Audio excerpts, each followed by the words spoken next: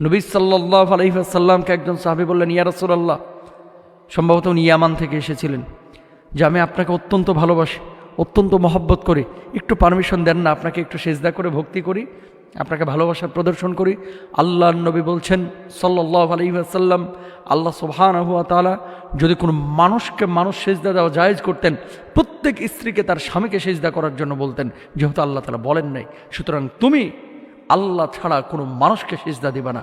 অথচ বাংলার জমিনে অনেক ভণ্ড আছে, যে ভণ্ডরা পায়ের নিচে সেজদা নেয়। ও ভাই, আপনি কার জন্য সেজদা করতেছেন? সেজদাটা মানুষকে করতেছেন। মানুষ মানুষের সামনে মাথা ঝুঁকাবে না, মাথা উঁচু করে বুক ফুলিয়ে মানুষ চলবে মানুষের সামনে, আর মাথা ঝুঁকাবে একমাত্র আল্লাহর সামনে। শিরিক করেন না, আল্লাহর সাথে কাউকে শরিক করেন না। কি ক্ষতি? লা ইন আশরাকতা লা ইয়াহবাতান্না আমালুক ওয়া লা তাকুনান্না মিনাল খাসিরিন। শিরিকটা করবেন, আপনার অতীতের করা সমস্ত আমলগুলো নষ্ট হয়ে যাবে, ধ্বংস হয়ে যাবে। নামাজ কবুল হবে না, রোজা কবুল হবে না। কেন শিরিক করছেন? ইন্নাহু মাইয়ুশরিক বিল্লাহ ফাকাদ হারামাল্লাহু আলাইহিল জান্নাহ। যে ব্যক্তি শিরিক করবে তার জান্নাত তার জন্য হারাম হয়ে যাবে। তাহলে জান্নাত যদি আপনার জন্য হারাম হয়ে যায়, জাহান্নাম আপনাকে ওয়েলকাম করবে। তো জাহান্নাম যদি ওয়েলকাম করে কি অবস্থা হবে? আগুনে পড়বেন।